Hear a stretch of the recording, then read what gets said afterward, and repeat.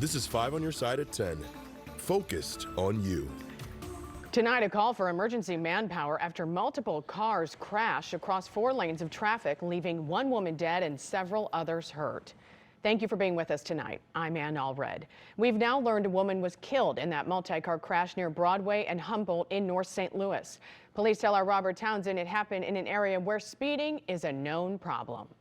In mid-afternoon, a long line of drivers were brought to a sudden halt after this deadly multi-car crash in North St. Louis.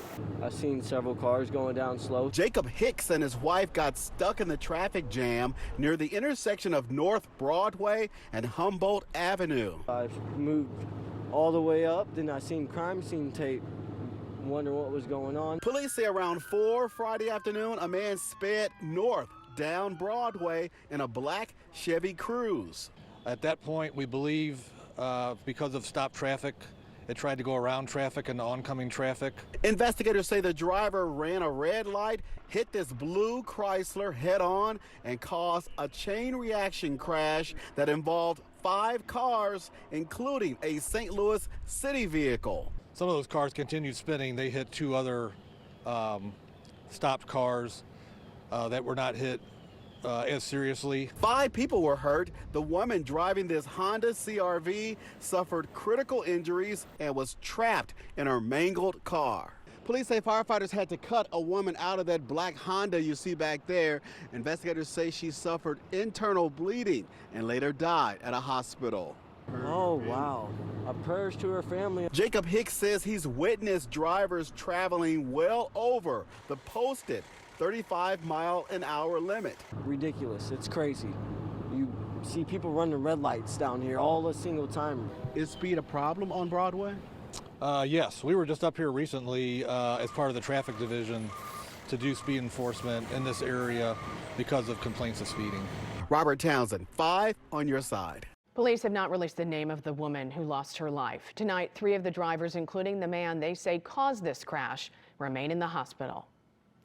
This crash happened just hours after bills calling for the return of a red light and speed cameras was introduced at the St. Louis Board of Aldermen meeting.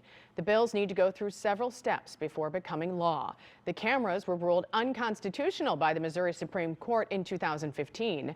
Supporters say the cameras will make city streets safer, and the money from fines will go toward driver's ed programs and improving infrastructure. A former Afton Athletic Association umpire is charged with sex crimes. Investigators say Zachary Baribo had inappropriate sexual contact with 2 teens in June. He also used to work as an ump at the Arnold Athletic Association. Investigators are concerned there may be more victims throughout the St. Louis area, so they want parents to talk to their children who may have had contact with him. The Afton Athletic Association released a statement acknowledging Baribo's arrest, adding that he has been terminated and barred from the premises. While officials with the club are cooperating with the investigation at this time, they do not believe any of the alleged conduct took place on Afton Athletic Association property. Turns out a convicted sex offender who escaped from custody at Mercy Hospital South had a pretty busy day on the run. Tommy Wayne Boyd walked out of the hospital yesterday. Police say he then hitched a ride to South St. Louis, where he asked for a job application at a gas station.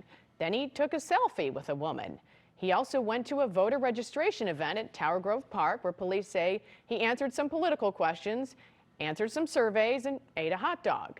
Police finally caught up with him around 8 o'clock last night at the Deerbergs in Shrewsbury. What he was in prison for is a very serious crime, and we want to make sure if there's any victims out there that they contact the St. Louis County Police and let us know their story. We're still trying to hammer out the timeline for sure. We just need to know from the public if there's any information that they have that would help us complete the timeline. The 2 guards who were watching Boyd at the hospital are no longer employed with the Missouri Department of Corrections. According to state law enforcement sources, one of the guards fell asleep and the other went to the bathroom.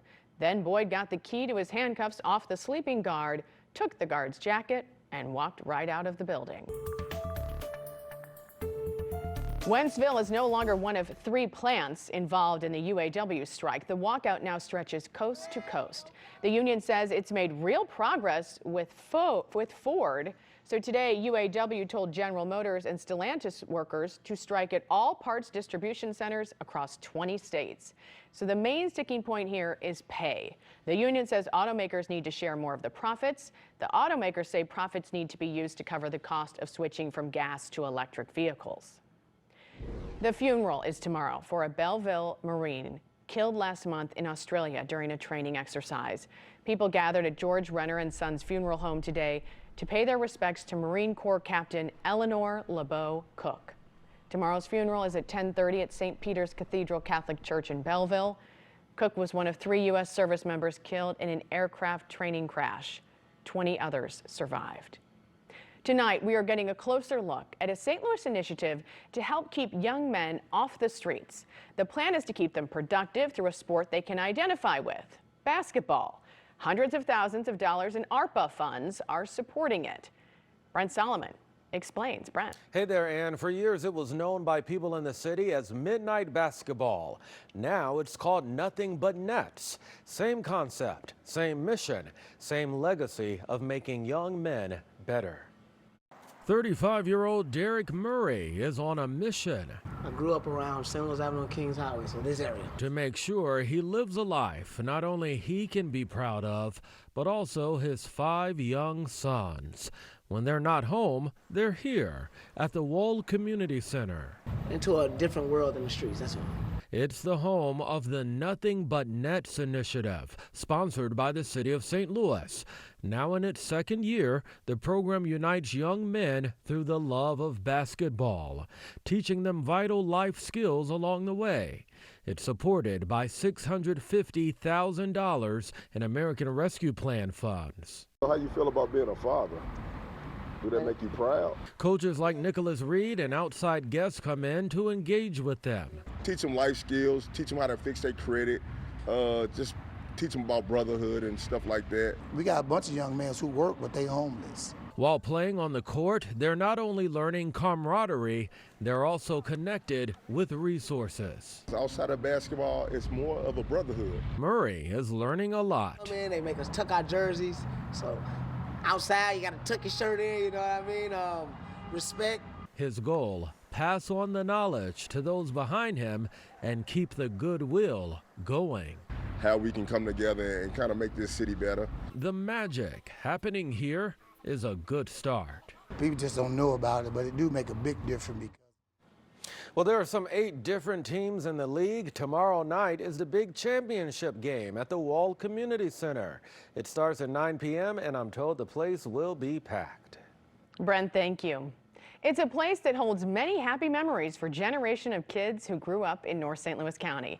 Next week, the abandoned Jamestown Mall, though, will be torn down. It closed in 2014, and it's just falling apart. A couple of fires this year caused even more damage.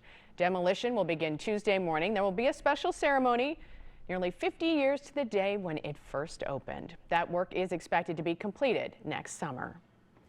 Coming up, a miraculous rescue in Chesterfield. The police officers honored for saving a child and who they're calling the real hero. Plus messages of hope following weeks of despair.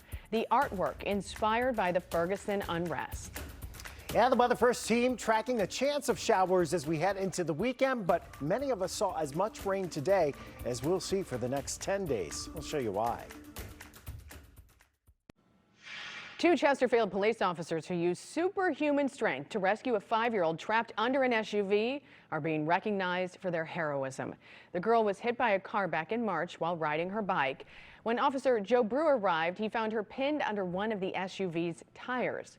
Officer Brewer called for backup. John Hartman quickly responded, and the 2 lifted the SUV up enough for one of the officers to free the girl and perform CPR. Doing what we did was the easy part in my eyes. It's, fighting, being that young and having to do all the struggles and fight for her life. She's a hero in my book. With the firefighters that I've spoken with who were involved, nobody there and really nobody here that I've spoken to has ever seen anything like it. It's a lot bigger than us. The little girl has made a full recovery.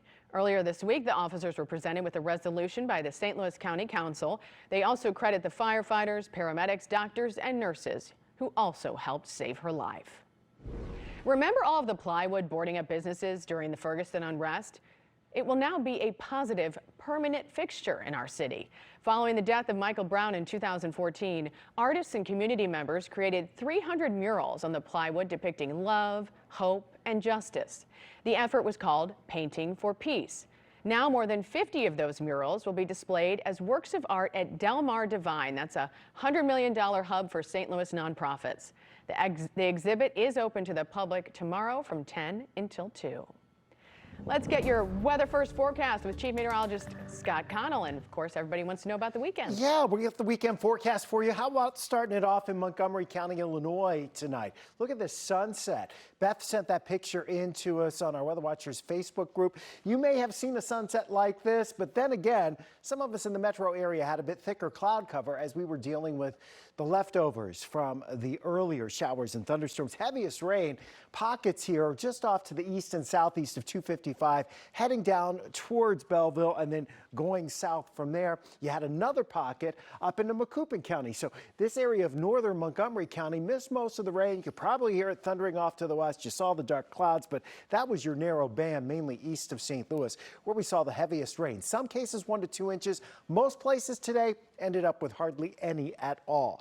Temperatures tonight, they're dropping back through the 70s. The clouds are tending to thin out a little bit, and it looks like we're set up for at least the first half of the weekend to be outstanding in St. Louis. 87 degrees for the high today. 77 is where we are right now. We still have a southeasterly breeze, just a trace officially at St. Louis Lambert International Airport today. Outlying areas, a few spots down into the upper 50s. Most of us above 60 will dry out overnight. We push the rain out of the forecast tomorrow because Ophelia, a very strong tropical storm near hurricane strength as it's approaching the North Carolina coast, is basically holding our pattern up just a little bit. So our Sunday system now is still back here over the Rockies. It will start to pull east as we head through tomorrow. What that means for us is tomorrow's a dry day, partly to mostly sunny. It's warm. The rain chances don't exist here. By the time we get to Sunday morning, the chances start to ramp up a little bit, but we're only talking 40 to 50% chance as we head towards Sunday. So here's the forecast for Saturday. North and west of us, yes, some showers and storms may make it into the Ozarks as we head into the evening. If you're heading up to Champaign, well, Florida Atlantic up in Champaign tomorrow, sunshine, 81. How about Mizzou playing at the Dome, 83 degrees. Kickoff at 6:30. Sunday, the chances for showers and thunderstorms negligible across the area for most areas. By the time we get to Monday, Tuesday, and Wednesday, yeah, there's a chance we'll see those showers heading into Monday morning, but for most of us, that's not the case. Scott, thank you. And thank you for being with us for 5 on Your Side at 10. 5 on Your Sideline is next. Here's Corey Miller.